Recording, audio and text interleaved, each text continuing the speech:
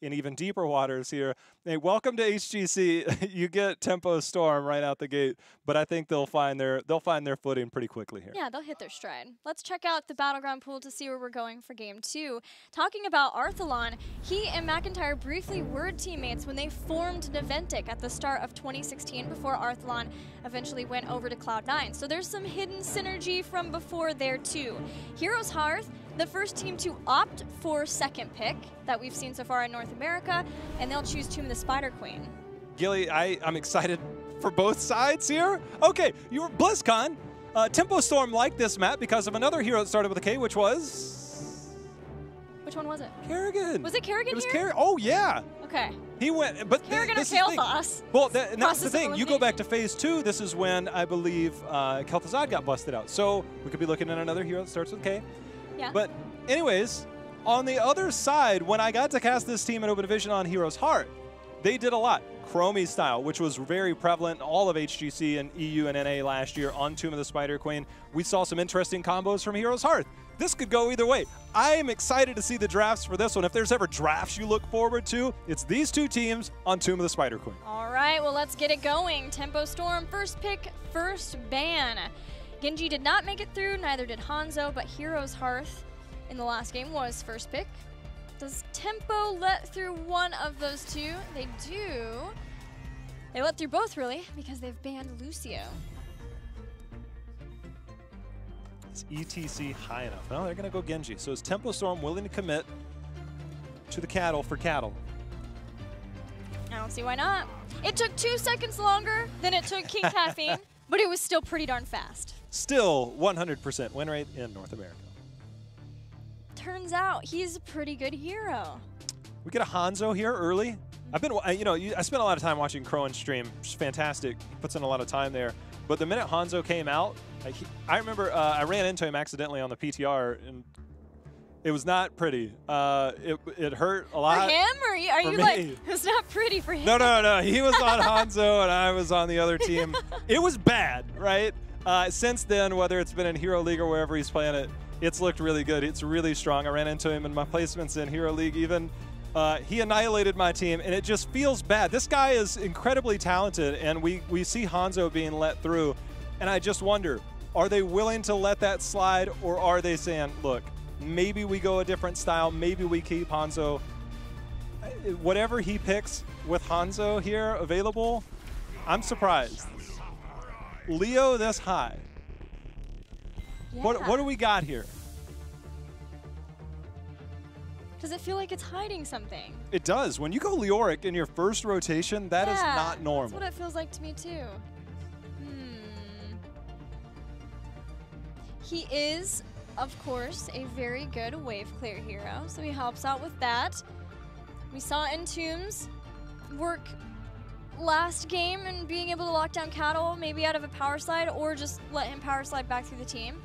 But does seem to be a priority for HeroesHearth, especially now that it's rising up. We'll see later on if that is for a more sinister reason. Hidden pick. Tempo Storm now has ETC. In banning Lucio, are they going to get June's support here, or they just want to make sure that no Lucio is available? Makes me think maybe they're trying to go for some sort of blow up again. They've taken away Sound Barrier, but he's also just a strong hero.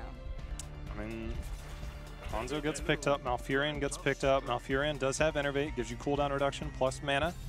That could go over to a hero, potentially like Kel'Thuzad, maybe even Kael'thas. Things like that could show up in the later part of this draft for Tempo Storm. We also got to talk about Fangilly. I'm looking at stats in 2017, just looking at all the carry heroes, trying to see who's standing out, looking for each roster, looking for things that kind of look good. Fan's literally like in the top 5 of like all your main meta carry heroes. Like, it's insane how good this guy is, and the fact that he goes over to Tempo Storm, like, he's so mechanically gifted on all heroes, especially the carry style. If he's Hanzo, I'm sold. If he's Tychus again, I'm sold. We didn't get to say his name much last game, but every single category, Fan. Yeah, he checks all the boxes. He's pretty good. He's pretty good. He's very good. Heroes the Storm player. There's a reason why he's a world champion. And he, like the people that we were talking about from the last match, is very flexible, right? When you're looking at these old pros who have been around the game for so long. A Malthael ban from HeroesHearth. You know what also, with the Tassadar kind of falling out of the meta, another hero that we've kind of seen slightly pushed with Malfurion is Tracer. It was something that Fan ran. I know they ran it, I think, in the playoffs trying to get in. Ran it on Tomb of the Spider Queen. A lot of teams have kind of gone that route. We see Chromie being banned out. I mentioned the Chromie during the Open Division was a prevalent hero for HeroesHearth, being banned out here. Man, Tempo Storm showing they did their homework there. Not allowing Chromie through.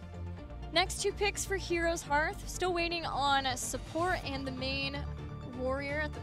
Tempo Storm has their support, so it's possible that they could leave that sort of like Simplicity did toward the end if they want to flex from that. Does it feel like there are any must-haves? Like I wouldn't be surprised if they play it safe with Johanna. Yeah. Okay, they end up going Johanna. Or wave clear. Yeah, it gives you the wave clear, gives you a little bit safer option against the ETC. Gul'dan, I think, will likely be the Crowan hero while Arthalon plays Greymane. Again, they're so flexible that it's interchangeable. Generally, Gul'dan is going to be Crowan. But now Tempo Storm with their last 2 picks. Will they bring in another damage dealer? Obviously, they need to take care of that front line. Glaurung, of course, being one of those main people. Do we see just a simple Dahaka? If you look back to his Roll20 days, they were very, when they had Goku there, it was like Dahaka on any map at some point, and he would just make calls. And when we would listen to his shot calling, he's constantly utilizing that global of Dahaka on any map, whether it's BOE or Tomb of the Spider Queen, the smaller maps. So we'll see. He played it well in the last game, too. A lot of drags pulled back in, knowing where the damage, the root was going to be. Just the synergy off of Psalm. Whenever it's Psalm playing that kind of hero, seems to be just almost unlosable. Do we get from that? They're debating. No, I want to play Kerrigan. Kael'thas. Here we go. There we go. Continuing down, we're gonna do Kael'thas this game. Kerrigan's the next one. How scary is it? Power slide, roots, gravity laps, and whatever Hanzo throws out at that point. Does anybody make it out alive? Think about post level 7 for Hanzo. No, it's the same thing as last game, right? Just constant lockdown. That's a great call, I think, Uther there. As long as you're not spreading the fire, it's good. A lot of single target damage. You give that armor out from Uther. I like that pickup a lot, Gilly. Yeah, Cleanse is going to help out with the chain CC train that Tempo Storm has yet again drafted. Divine Shield too. Don't think we'll see the K1 Pro de-storm. Doesn't seem to be nearly as much as what you would expect. That time was versus the Zeratul. That made a lot of sense here. I feel like they're going to need every tool they possibly had to get rid of those crowd control effects that Tempo have. Yeah, it's a scary prospect when you see this. It's not like it's something new that they haven't practiced going back to last year. They still have a lot of their core dynamics. Caterpillar, great at setting up skills and capitalizing on things as well, as we saw last game paired up with Kel'Thuzad. Again, if you actually go back to the tail end of Cloud9, they had actually picked up Caterpillar to play tank.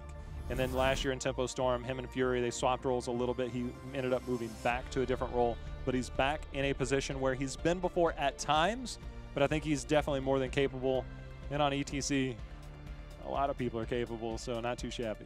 HeroesHearth comp definitely feels very safe, just trying to deal with what Tempo's throwing at them, whereas Tempo, once again, they're leading the aggression. Let's see how it turns out. If HeroesHearth can get a win over the formidable opponent that is Tempo Storm, or if Tempo Storm will take it up 2-0. It's very safe. It has a lot of good wave clear from Johanna and the Gul'dan 2, the Leoric, so that they can try to push the lanes that way. But it does feel like very responsive draft to what Tempo's picked. Psalm clearly forgot to change his loadout, throwing down the pleb spray. By the way, we have Fan on Kael'thas. Oh. Hanzo being played by Psalm. On the other side, again, it's super flexible. I thought Crowan might be on the Gul'dan, but it is in fact Arthalon. Crowan maybe feeling he can do a little bit more on Greymane. That's the dynamic of that back line. So a little bit of trade up for both teams in terms of what would generally be expected. Hanzo doesn't start with K. You know, I mean, you could shift a couple lines around maybe. We'll forgive them this time. Globe talents, no convection, Jay Howe. I know you're really sad about that one. Terribly sad. Just so sad. And Echo Corruption being the choice of level 1 for Arthalon. We're trying to build up those corruption stacks for mass damage from poisons later on from that, and then weakening someone up enough that a cocktail or go for the throat can go in and finish the job. How you feel about Uther going into the auto attack? And although we gotta see if Johanna makes it out of here. Hammer of the Lightbringer. Get that cooldown reduction, Gilly. Yeah, reducing the cooldown for Hammer of Justice once you finish the quest. Also being able to get some mana back too. What do you think about that? Is that for more of the control over this front line, making sure that ETC Dahaka can't get that kind of synergy, or is there something else you think that's for? Yeah, but I think that that's the reason. But it feels like when you get in team fights, oftentimes it's going to be hard to get that second proc, essentially. I mean, you can get the cooldown reduction on it, you get the auto attacks in, but I'm not 100% sure how I feel just yet. You also get the mana, obviously, back on auto attacks, so that can help a little bit, sustaining in a lot of this. So I don't think it's going to have a tremendous impact, but looking at the other talents available, I mean, you almost think you get an extra half second of armor. That was nerfed some time ago on his Wave of Light. Maybe that would have been there because there's, as you said, the CC train is in full effect here with Tempo Storm. Maybe that could have been that extra half second. Might mean the difference between a kill or not a kill. Well, it does feel like another safe pick. You're not seeing Silver Touch paired with the Holy Shock so that you have the extra damage that Uther can do as someone's running away, maybe trying to use that to stall out turn-ins. Although there is some great poke already for Heroes Hearth to make sure that they're stalling that. Even just in Johanna alone, she is very capable of being able to stall those turn-ins. Arthelon finds himself very far over on the Tempo Storm side of the battleground, and he will be first blood sacrifice. I don't really have an answer for that one, Gilly. I don't know how as Gul'dan you get trapped that far, but clearly they had something in their sights, unable to capitalize, and that's first blood of the game as Gul'dan goes down. Along with the Hammer of the Lightbringer, moving into Pursuit of Justice. So that will help with the movement speed so that Uther can get into more of an escape, probably, what he's looking for there. Looking at June's Malfurion build, though, it's very different from what we've seen from other Malfurion players so far. Shando's Clarity to give more mana. Finn and Kilthos very mana intensive. Makes a lot of sense. He once again will get the stacks off of his globes later on, help with that. But then, what's this one? Deep Roots, longer roots. And I think that's good to get that big follow-up train to prevent all types of maybe help. You've got a lot of that melee. That is why Uther is a good pick here, but Ishbu is being hit hard on that front line. Yeah, it is Johanna that is tanking those combos so far, which is necessary, it's showing, because that's a ton of damage that's coming out. Helping from Iron Skin, from having BBJ there too, but if that's anyone else, there's going to be some fast kills for Tempo Storm, and there's already some fast web weavers for them. First round of web weavers going for Tempo Storm, obviously that will help quite a bit as they've already taken down some structures. Gilly, this is early snowball potential because when you've already had structures softened up, the secondary tower that's no longer there, as long as you have minions pushing that wave, it can be bad. Glaurung, of course, eating some damage, but more than okay there as you don't have the burst style damage when you have Gul'dan. So things for Tempo are going to look good. They're going to look even better here in the next 20-30 seconds. Good anchoring by Caterpillar, just keeping an eye on where Heroes Hearth is chosen to defend. Also keeping an eye on who might be a juicy target for the Power Slide, Gravity Lapse, Roots, combo of Destruction. And that does make Ishbu use his Iron Skin. They get one fort off of that Web Weaver push, which is really nice from the first Web Weaver, especially as early on as they were. Yeah, they don't necessarily have like tremendous sieging potential. They have amazing anti-siege potential between Kalthos and Hanzo, especially Kalthos post 13 and 16 is basically second to nobody in the late game. Good use of the Wraith Walk there to make sure and dodge that tongue. Good observation by McIntyre. You expect those plays from people at this level. Some showing why Hanzo is such a good hero to have going for murking, especially with the serrated arrows once that starts at 4, being more of a beast with that. Looking at the rest of the talents, Cleanse there, Hand of Protection, will offer more assistance, more help with all of the stun lock for Tempo Storm, but it's still pretty frightening, especially as Kael'thas continues going on with this Flame Strike build. He's got Burn Flesh now, and we're looking at later on 16 and 20, those being even worse. Gil, I want to talk to you about that talent, because you had mentioned it in the draft. Hold on, we'll just see how the defense goes here, because 10 is on the doorstep. Another good dodge by McIntyre, but Dahaka comes in this time. There's the good use of the cleanse, the hand of protection, but the follow-up is there, unable to confirm the kill. But about that talent in particular, it is level 1, requires auto attacks. To get the cooldown on hand of protection, requires auto attacks. It's a little bit different. It's a longer cleanse. Every auto attack you get reduces the cooldown on it. So that's going to be a temporary thing.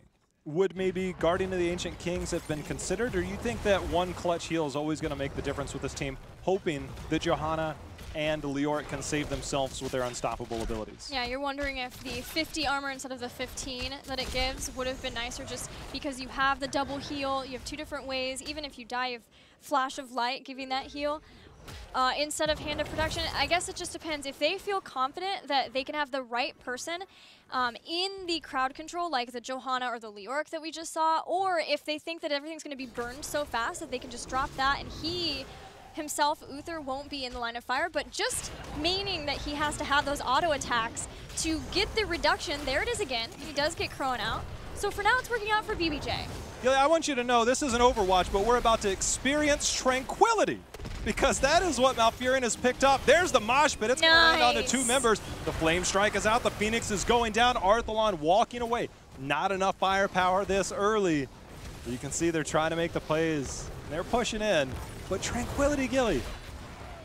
Yeah, it has been buffed here and there. Now it gives armor ever since the Malfurion rework. And it's the shorter time frame. So I think it went from like 10 to 8 seconds, if I'm not mistaken. Yeah. So against Gul'dan, who's chunking out a lot of that poison damage, trying to make sure that they can stay healthy enough so that they can turn the fight around after they heal it from Tranquility.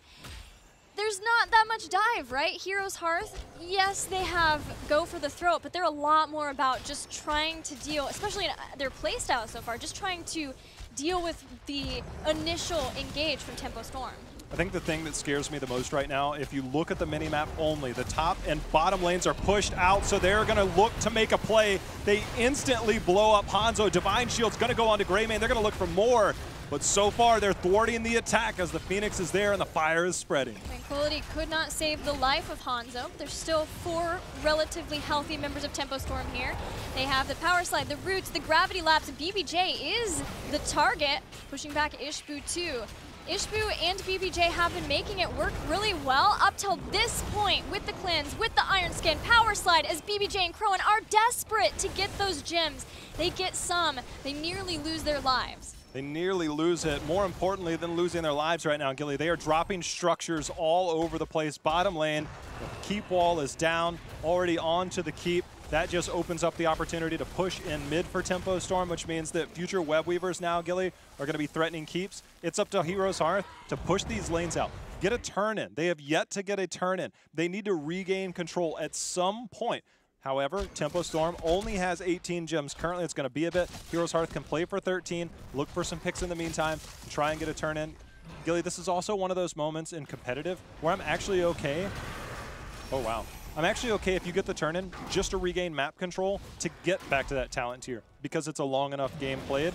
Looks like Heroes Hearth had that in mind. Yeah, they have enough behind that to get a second turn in a row, and then they would hopefully be at a point where they can either get a fight for that or even just start to actually get some damage on structures from that too. But Tempo Storm has been keeping an eye. They're totally fine to just keep an eye because they have that Hanzo who can rotate around and get mercenary camps. That starts to push the lanes back again, and this buys time for Tempo Storm to continue to ramp up those gems and get further ahead on their quest to 16. Kael'thas, level 13, one of the best level 13 talents in the game. Yeah. Every time you use that living bomb, you get cooldown reduction on abilities, and for defense, it is insanely good. Yeah, his late game talent tier spikes are fantastic. Being able to get Flamethrower for the cooldown reduction and the range of Flame Strike at 20, having the second in a row of your Flame Strikes 2 at 16. does a lot more for positional control, for the damage, especially pairing that with the burn flesh of level 7. It's just every one of those starts to chunk more and more and make it more possible that they're able to get picks from their crowd control. They haven't got a keep though. HeroesHearth has been able to sustain long enough to get to 13. And they're holding on to their gems. HeroesHearth right now, getting this camp gives them that mid lane control, but they have to find a way to push out top or bottom to give themselves an opportunity to maybe sneak in that Leoric to the backside to get something in. You can see Cattle going in, McIntyre looking, he's got 32 gems of his own, he's on Leoric, putting the pressure on, not willing to commit to anything, but now he's committed with the Entomb. Tomb Roots on the other side of that, and then Tranquility's there too. Last Horrify did net a kill, but this time just throws Cattle and June back toward the team, and Cattle goes right back into the fight. Glaurung as well, and he takes in Arthelon to the rest of the team. There's no way Arthelon survives all of this while Cattle keeps the team from saving their Gul'dan. Cattle had actually attempted to use Mosh Pit. It was interrupted. Now it's back. Now he's got a two-man dance party. Crowan dangerously low on the backside as Glaurung looking to get the kill. The heals come in from BBJ, keeping him alive, but BBJ will fall. That's 2 members down on the side of HeroesHearth. Oh, well, let's make that 3. I am insanely impressed with how Tempo Storm handled that fight, devolving things into skirmishes. Now granted, the Horrify maybe wasn't exactly, it did send Caterpillar away from the team, so he wasn't able to have control for a little bit of time, but didn't also offer up an immediate kill target the way that it had in the last fight too. And then Caterpillar zoning people constantly away while they got the 1 kill on Gul'dan, also distracting just long enough so that Glaurung could walk in, pull Gul'dan back. Just, there were so many skirmishes happening, but they always had control of that, and they were constantly communicating about where each member needed to be. Well, this is where Kael'thas is terrifying. You can see the cooldown reduction. By the way, the Phoenix prioritizes heroes. If you're trying to figure out why they were standing in that, it makes sure that it attacks them and not the keep. That's why they were standing in the Phoenix taking that damage. It's something you can learn along the way. But Gilly, they're looking to turn this fight right now. Horrify is out. Fan gets the shield there. He turns with the gravity lapse. They're trying to take this fight, is HeroesHearth. Yeah, the Tranquility wasn't enough to stop Crowan from diving in and taking him down. They'll get Malfurion too before Johanna goes down, and it's a 2-for-1 in favor of HeroesHearth. But HeroesHearth has a lot of gems on their players. It's all or nothing as they dive back in again with the Divine Shield, and Crowan is going to town on Tempo. Oh my God! Crowan is a monster, recognizing he needed to make those plays. The holding of the Divine Shield to the exact right moment, supporting him when he goes back in. Gilly, that was insane. So good. That had the Mana Addict fan lasted for a long time, and then watch Crowan, he dives in, guarantees getting the kill. He takes out Malfurion too. He gets so low, and it can be so scary at this point when you have that many gems, but the strength of having Divine Shield, the communication of that, he goes in one more time, and they wipe Tempo. That's a lot of gems on the ground. That is more importantly than the kills. Yes, they lose a keep. They lost a lot in the process, but they gained so much by getting the experience back, getting some lane control, the boss. And furthermore, taking those gems away, 0 on the side of Tempo Storm means that they have a long way back until they can get that win condition. So their win condition for a bit is a team fight until they get some gems of their own, but HeroesHearth has found their way back into this game. Yeah, there's going to be some time where Tempo Storm is playing cleanup crew of their base because there are web weavers behind this boss, and the fort is falling in short order. A lot of gems behind this for another web weaver phase 2. Glaurung finds a primary gem holder, forcing out a quick cleanse. Yeah, that's a takedown. Glaurung stuck in a bad spot. Phoenix is down. That is 2 members down on the side of Tempo Storm. There is a lot of firepower on the side with Kael'thas to keep this at bay, but right now, this is potentially game ending. They could be looking to push this in. The boss sitting at about 25% now. Wet Weaver's behind it. Keep is falling, and HeroesHearth could be looking to take this game, Gilly. There is no front line still for 30 seconds, 24 for the ETC. and HeroesHearth marches Lock 'em on, down. locks down June. June does have the ice block, and the Dragon's Arrow comes from behind that, goes in the ice block as Divine Shield, and Crowan get on top of him. They take him down. They're looking at the core. They want to tie up the series versus Tempo Storm, and it looks like they will do just that as they bring that core down. One decisive fight, going for the boss, the Web Weavers, and taking down Cattle into Haka so fast. Crowan may go down, but the core absolutely will as well. You want to talk about coming out and making a statement. You could easily fold against this team. The pressure that goes on, the way that Tempo Storm and Kel'Thas alone spikes, HeroesHearth held tight. They were forced with their backs against the wall to take that fight in the bottom lane, and Crowan is an absolute beast. Nerd chills. That fight gave me sick nerd chills. It was so good. That is, I don't care what happens tomorrow. That right there, team fight of the week, NA, EU, I don't care. That was amazing. It's not just the way that the fight happened, it's the meaning behind it against Tempo Storm, the fight that you 100% have to take. You were running out of time, and they did everything beyond that, and then they rolled past that. That was amazing. It was awesome, and it ties up the series 1-1 as we get ready for Game 3. We're going to a commercial break. After the break, we'll continue with the series.